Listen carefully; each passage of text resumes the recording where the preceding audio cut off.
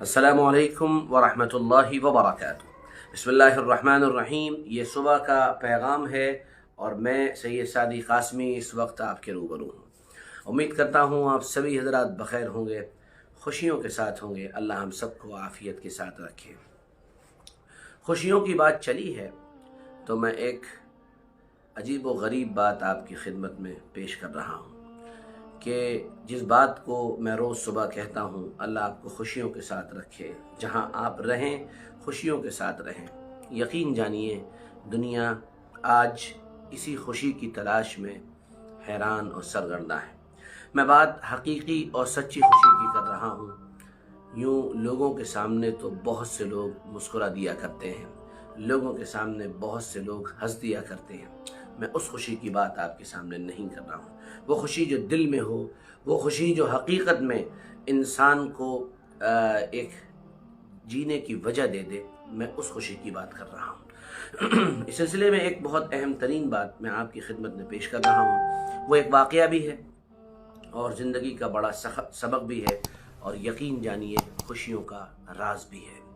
ایک آدمی تھا، وہ بہت غمگین رہا کرتا تھا، ہر وقت بہت پریشان رہا کرتا تھا، اور بس یوں سمجھ لیجئے کہ اسی سے ملتی جلتی ایک بات میرے ساتھ بھی پیش آئی ہے۔ ابھی میں یہ واقعہ پورا کرتا ہوں، پھر آپ کو وہ والی بات بھی انشاءاللہ بتاؤں گا۔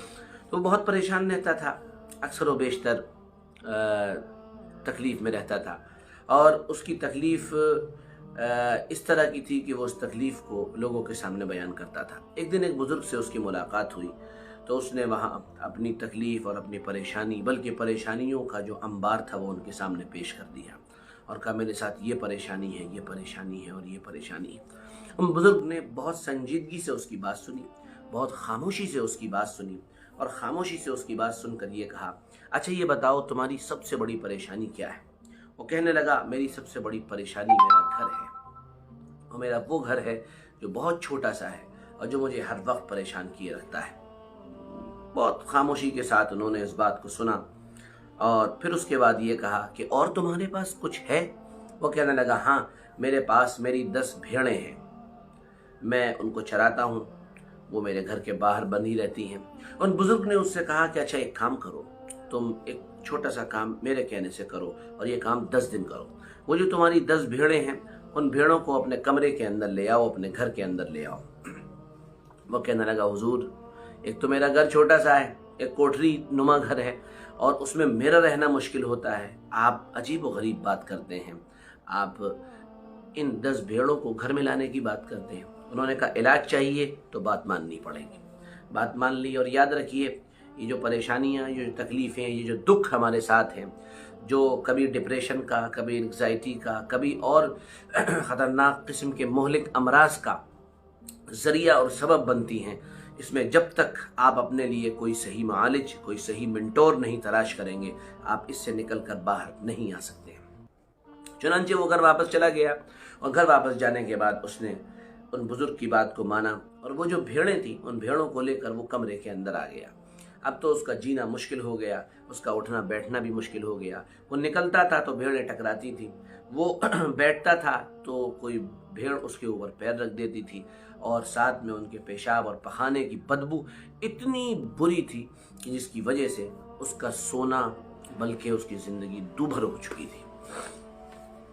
10 دن اللہ اللہ کر کے اس نے گزارے، اور پھر وہ ان بزرگ کے پاس پہنچا اور کہنے لگے، حضرت میں آپ کے پاس علاج کے لیے آیا تھا، اپنے دکھ درد اور تکلیفوں کے کا کوئی مداوع ڈھونڈنے آیا تھا، آپ نے تو مجھے اور تکلیف میں ڈال دیا۔ ان بزرگ نے کہا، اچھا ایک کام کرو، اب بس اب تمہیں دوسرا کام یہ کرنا ہے، جاؤ اور ان بھیڑوں کو گھر سے نکال دو۔ چنانچہ وہ خاموشی کے ساتھ گیا، اور جا کر اس نے ان بھیڑوں کو گھر سے باہر نکالا، اور جہاں وہ پہلے بندھی تھی ان کو لے جا کر وہاں باندھ دیا۔ تھوڑے ہی دن کے بعد اس آدمی کو، جس کو اپنا یہ کمرہ کوٹری دکھائی دیتا تھا، اسی کو اپنا یہ کمرہ بہت شاندار اچھا لگنے لگا، بہت خوبصورت لگنے لگا، بڑا پیارا لگنے لگا، اور وہ ایک دن خوشی کے ساتھ اپنے ان بزرگ کی خدمت میں، ان مرشد و پیر کی خدمت میں آیا، اور آ کر کہنے لگا، حضرت اللہ آپ کو جزائے خیر دے، میرے گھر کا مسئلہ مکمل طور پہ حل ہو گیا ہے، اور میں آپ کے دیے ہوئے اس نسخے سے مکمل شفا یاب ہو چکا ہوں۔ دوستو ہوتا یہی ہے، ज़िंदगी इसी का नाम है, जब हमारे पास अल्लाह की नेमतें होती हैं हम उनकी कदर नहीं करते हैं। उनकी कदर तब होती है जब वो हमारे पास से चली जाती हैं। मैंने जो बात शुरू में कही थी मैं वो आपके सामने दोहरा रहा हूँ। एक डॉक्टर साहब से मेरी मुलाकात हुई, वो डॉक्टर हैं और दांतों के डॉक्टर हैं। एक दिन वो मुझसे बड़ी लंबी चौड़ी गुफ्तगू में कहने लगे मेरे साथ कुछ सही नहीं हुआ, मेरे साथ ऐसा हुआ। तो मैं उनसे कहने लगा कि अच्छा, क्या मुझे आप सिर्फ एक बात बताएंगे, आपके अकाउंट में कितना बैलेंस है? कहने लगे कि इसको पूछकर आप क्या करेंगे? तो वो जवाब में कहने लगे कि नहीं मैं नहीं बताऊंगा। मैंने उनसे ज़िद की तो उन्होंने बताया कि मेरे अकाउंट में 2 लाख रुपए हैं। उनका शानदार घर था, उनकी कोठी थी, हर कमरे में एसी था, शानदार आला दर्जे के कालीन बिछे हुए थे, गालीचे थे, वहाँ आला दर्जे का फानूस भी लटका हुआ था। लेकिन इस सब के बावजूद वो इंसान रो रहा था, वो खुश नहीं था ज़िंदगी से। और वजह ये थी कि उसको अपनी उस ज़िंदगी में उन लग्जरीज़ का एहसास ही नहीं था। हुआ ये कि कुछ दिनों के बाद वो अपने घर से निकले और निकलकर एक काम से किसी दूसरे शहर चले गए।